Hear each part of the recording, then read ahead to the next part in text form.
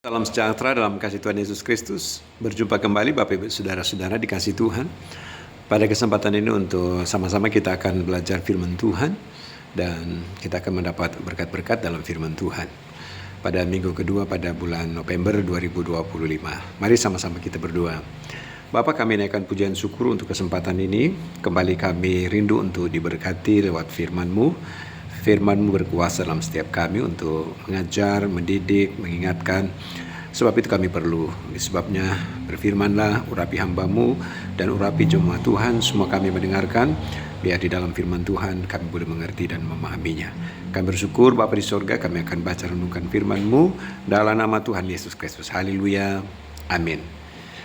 Puji Tuhan Bapak Ibu Saudara, firman Tuhan pada kesempatan ini terdapat dalam kitab Lukas pasalnya yang ke-18 ayat 9 sampai ayat yang ke-14. Saya akan membaca ada satu bagian ayat dari perumpamaan tentang orang Farisi dengan pemungut cukai. Saya mau baca ada satu bagian di dalam Alkitab yang di ayat 14 berkata begini. Aku berkata kepadamu, orang ini pulang ke rumahnya sebagai orang yang dibenarkan Allah dan orang lain tidak. Nah, puji Tuhan. Saya ulangi baca. Aku berkata kepadamu, orang ini pulang ke rumahnya sebagai orang yang dibenarkan Allah dan orang lain itu tidak. Di sini perumpamaan ada dua orang yang datang berdoa, yaitu orang Farisi dan pemungut cukai. Lalu Yesus merespon dari cara dua orang ini berdoa. Ya, lalu Yesus memberikan apresiasi kepada siapa yang doanya dibenarkan dan kepada siapa yang doanya tidak dibenarkan. Ya, puji Tuhan. Dari dua orang, yaitu pemungut cukai dan orang Farisi. Di dalam bagian-bagian di dalam Alkitab bahwa orang Farisi ini disebut seorang penganut Taurat. Ya, mereka taat pada Taurat. Dan Yesus pernah mengecam tentang orang Farisi. Karena ternyata orang Farisi ini mereka penganut Taurat, tetapi sesungguhnya bukan pelaku dari Taurat itu sendiri. Sehingga orang Farisi ini mereka lebih suka mengekspos diri tentang mereka pelaku Taurat, tetapi bukan sesungguhnya apa yang dikehendaki oleh Taurat itu. Mereka lebih cenderung kepada hal-hal yang kelihatan, ya. Mereka lebih cenderung kepada pingin dipuji, ya. Mereka lebih cenderung kepada orientasi hal-hal yang terlihat, ya. Tetapi yang tidak terlihat itu justru rusak. Artinya adalah yang saya sampaikan di sini bahwa orang Farisi di sini lebih kepada penampakan luarnya saja. Iya, penampakan luar terlihat bagus, indah, tapi apa yang di dalam tidak seperti yang terlihat di luar. Sebaliknya justru. Dan itulah sedikit gambaran bagi orang-orang Farisi, saudara-saudara. Nah, lalu kemudian pemungut cukai ini adalah penagih pajak. Mereka bekerja untuk pemerintahan Romawi. Mereka diperintahkan oleh pemerintah Romawi untuk menagih pajak kepada orang Israel. Karena Israel pada waktu itu di bawah penjajahan Romawi. Nah, saudara, dan di mata pada umumnya bagi orang Yahudi, saudara-saudara kasih Tuhan, bagi pemungut cukai ini, mereka adalah orang-orang yang bekerja untuk pemerintahan Romawi, dan mereka dalam melaksanakan setiap tugas-tugas tersebut, dalam catatan Alkitab, contoh adalah Sakeus, bahwa mereka melaksanakan tugas dengan hal-hal yang tidak manusiawi, katakanlah, karena ada unsur pemerasan ketika mereka menagih pajak, ada ketidakadilan mereka dalam menagih pajak, sehingga menyebabkan ada banyak orang yang tersakiti. Dan mereka dikategorikan, mereka ini orang berdosa, yaitu para pemungut pajak. Karena nilai-nilai kemanusiaan ya mereka abaikan. Terlebih nilai-nilai kerohanian, saudara-saudara, sehingga mereka melakukan semena-mena. Itulah pemungut cukai.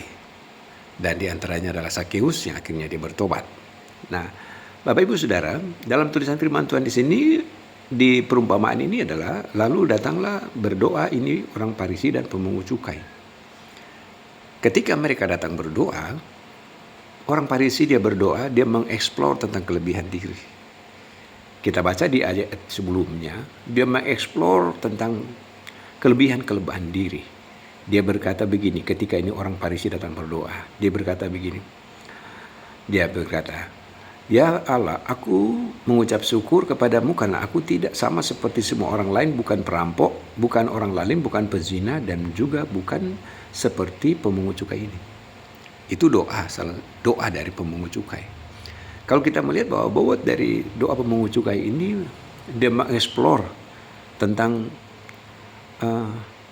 hal-hal yang menurut manusia secara kacamata jasmani, melihat apa yang dia sampaikan di sini, sepertinya orang ini demikian. Dia bukan perampok, bukan pembunuh,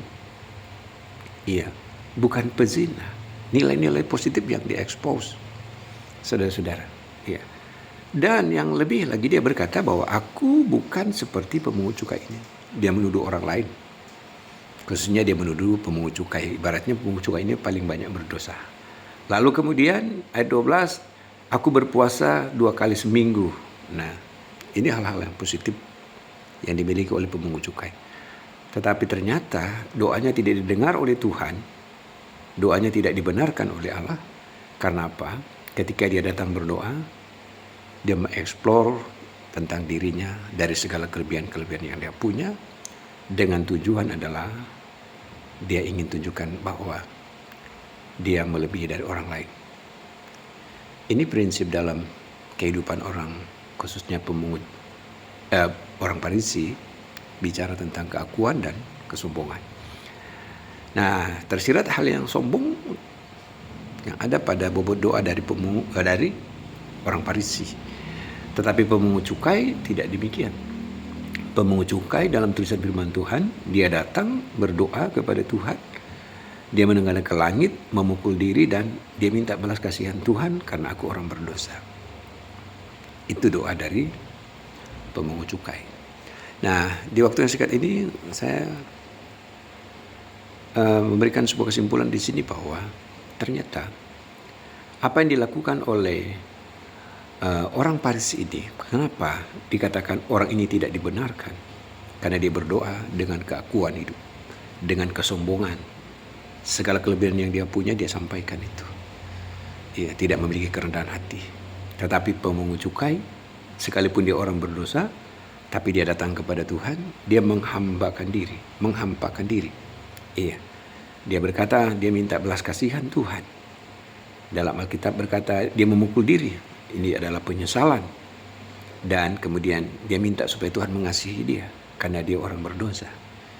Dan bobot doa seperti inilah yang dikenan oleh Tuhan. Sehingga firman Tuhan berkata, doanya dibenarkan oleh Allah. Puji Tuhan.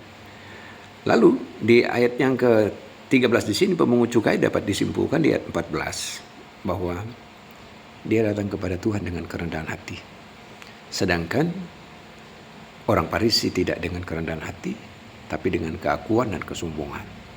Maka memberi kesimpulan dari dua pribadi ini, orang Farisi dan pemungut cukai, bahwa pemungut cukai dia datang berdoa dengan kerendahan hati, orang Farisi datang berdoa dengan tinggi hati. Maka Alkitab berkata di akhir di ayat 14 bagian B, sebab barang siapa meninggikan diri ia akan direndahkan, dan barang siapa merendahkan diri ia akan ditinggikan. Puji Tuhan. Maka pemungut cukai dia ditinggikan karena dia mau datang berdoa dengan kerendahan hati. Tetapi orang Farisi direndahkan, sekalipun dia memiliki banyak kelebihan-kelebihan yang dia telah eksplor, tapi karena dia datang dengan kesombongan, dia direndahkan. Nah, di sini menjadi pelajaran dalam kehidupan kekristenan. Ketika kita datang kepada Tuhan, datang dengan kerendahan, apapun kelebihan yang kita miliki, apapun segala yang ada pada kita, ketika kita datang, kita tetap menghampakan diri, datang dengan kerendahan hati, supaya kita ditinggikan. Amin, saudara-saudara. Tuhan Yesus memberkati kita semua. Bapak Ibu yang dikasih Tuhan, kiranya berkat Tuhan jadi bagian kita sekalian. Amin, mari kita berdoa. Terima kasih untuk firman-Mu yang singkat pada kesempatan ini, mengajarkan kami untuk memiliki kerendahan hati ketika kami datang kepada Tuhan. Agar ketika kami memiliki kerendahan hati, Tuhan yang memberi penilaian, maka kami dibenarkan oleh Engkau. Maka kami percaya, mereka yang merendahkan hatinya, mereka akan ditinggikan. Mampukan setiap kami umat-Mu, jemaat Tuhan, untuk menjadi pelaku dalam firman-Mu, dalam kehidupan kami setiap hari. Kami bersyukur di dalam nama Tuhan Yesus Kristus. Haleluya. Amin. Tuhan Yesus memberkati saudara-saudara sekalian.